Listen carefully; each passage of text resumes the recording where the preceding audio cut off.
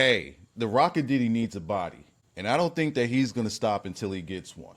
In today's video, we are going to talk about 3 possibilities of who can be facing Cody Rhodes at WrestleMania based off of what we're going to see at the Elimination Chamber. I'm going to make a case for The Rock, John Cena, and CM Punk. And I'm going to leave it up to you to decide who should probably get that chance and whose body The Rock is coming after. Hey, yo, what the fuck?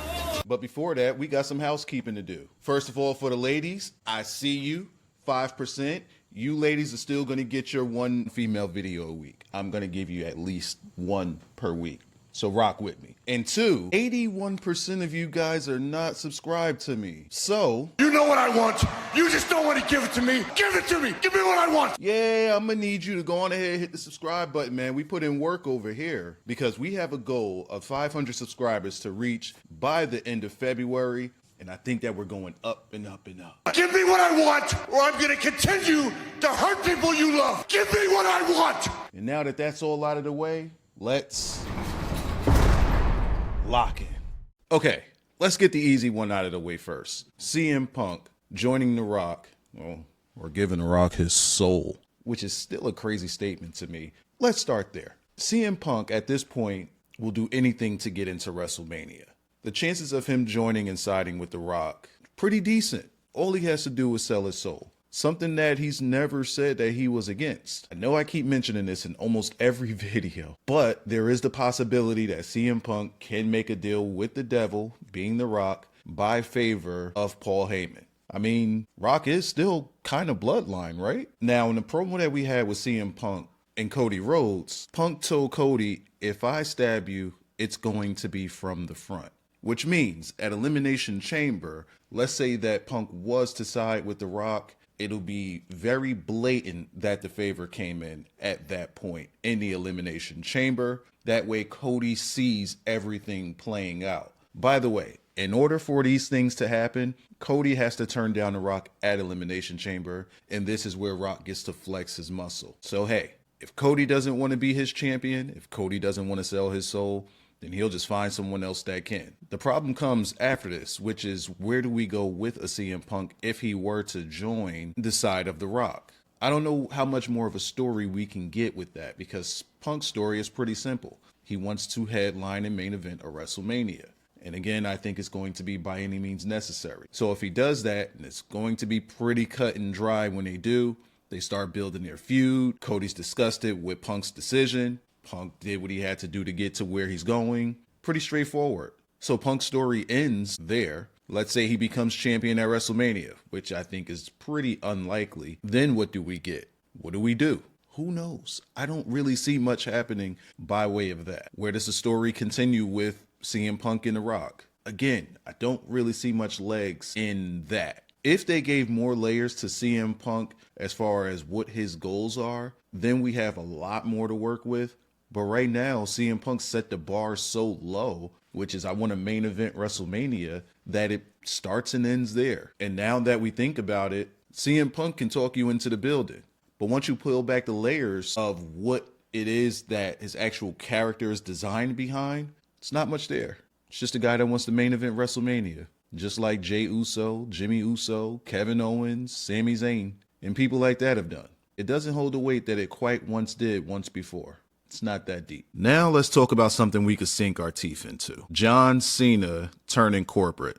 And when we think about it, there's legs here. When you go back to the promo that John Cena cut on the post show of the Royal Rumble, John Cena said he's going to insert himself into the Elimination Chamber. He didn't have to wrestle to get into it. And he's going to go on to WrestleMania to take on Cody for the title, because that's what's best for business. Since when does John Cena ever talk about what's best for business? It's always been about being the company guy, which he acknowledged. He's done the company plenty of favors. He's done the company plenty of justice. So now John Cena wants to cash in.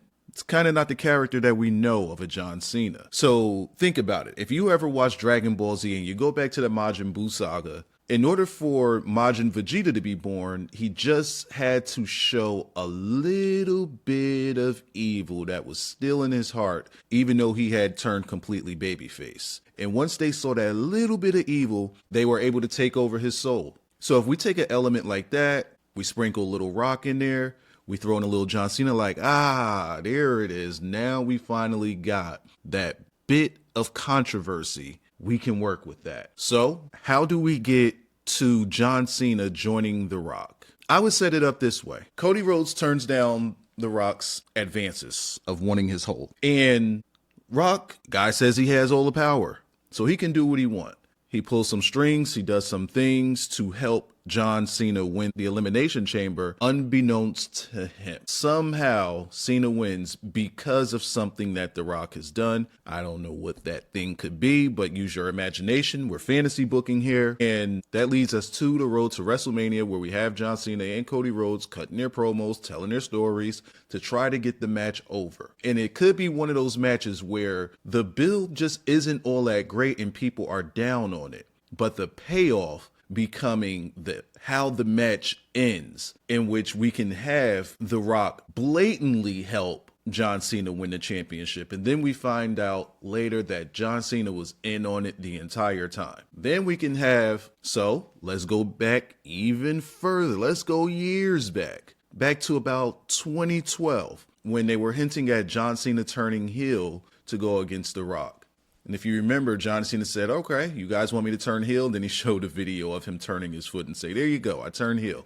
But it was dealing with The Rock. So now maybe we tap into that to show that The Rock is the catalyst for him turning heel. He's in on it the entire time.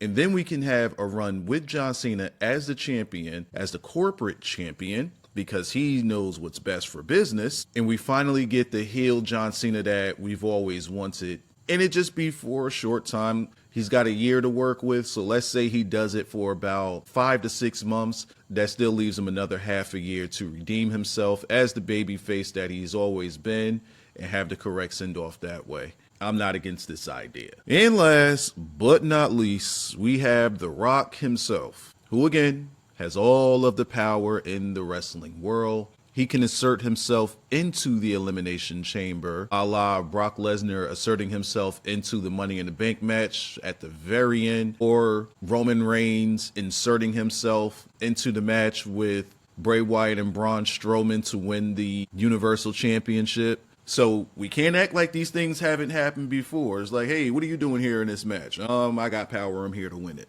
And The Rock can do such a thing. And they can build their match for their road to WrestleMania between The Rock and Cody, just like things are already playing out. Since Cody doesn't want to play ball, Rock's going to take things into his own hands. Because like he said last year on the Raw after Mania, our story is just beginning. So that's all I have for this one. Short and sweet. Hope you guys enjoyed it. Drop a like on the video if you did. And again, We're going to give you what you want. That's not what I want. I know I got work to do. Shoot, now you do too.